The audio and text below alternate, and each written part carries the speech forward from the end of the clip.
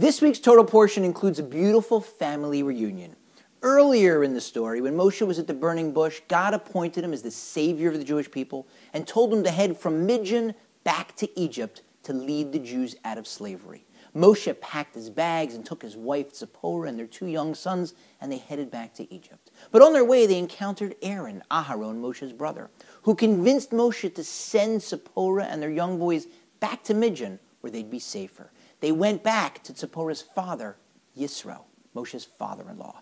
And now it's time for the big reunion. It's after the Exodus, so Yisro takes his daughter Zipporah, Moshe's wife, and their 2 young sons back to meet Moshe. And Moshe greets his family. He gives tremendous honor to Yisro, his father-in-law. He tells Yisro about how God punished the Egyptians and the wonderful miracles that he did in freeing the Jews. And the Torah tells us that Yisro rejoiced. After all, he was converting to Judaism.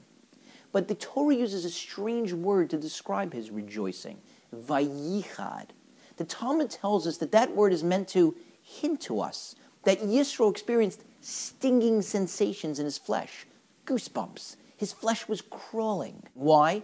Because it pained him to hear about the punishment that was visited on the Egyptians, his former countrymen.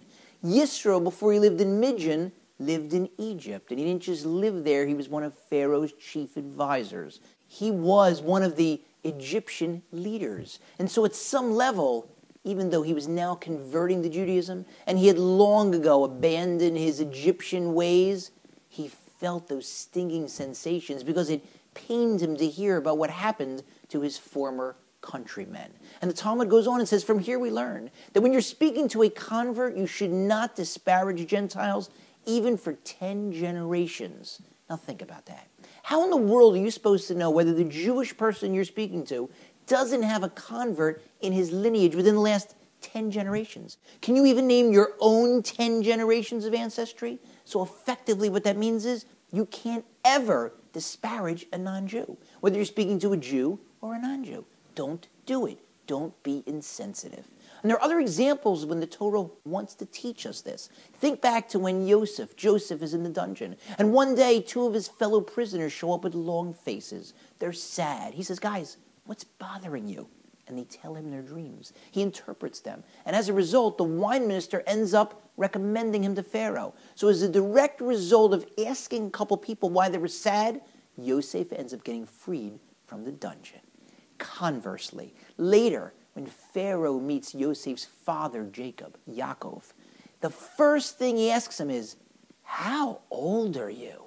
Now, granted, Yaakov was 130 years old at the time. He probably looked pretty elderly, but who would be insensitive enough to ask an elderly person that question, let alone upon meeting them for the first time? But that was the difference between the sensitive Yosef and the insensitive Pharaoh.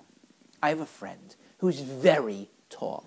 NBA tall. He is above the height at which people start openly gawking at strangers. And he told me once that this happens to him all the time. He'll be in a public setting, an airport, a dinner, a concert hall, and a total stranger will walk up to him and say, oh my goodness, you are so tall. And he'll smile, and the person will say, no, really, you are incredibly tall.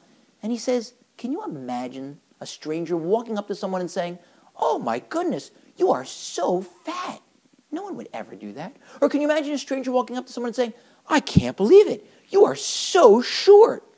No one would do that. He says, so why do people assume that just because I'm tall, I want to be told that by strangers? Maybe I'm sensitive about my height. Maybe I'm self-conscious about it. Maybe I don't want to hear that. So the next time you're in a social setting, and there's any chance that the story or joke you want to tell, or the comment you want to make, or the question you want to ask may offend the person to whom you're speaking, just swallow it. You'll be better off. You'll be a better person for it.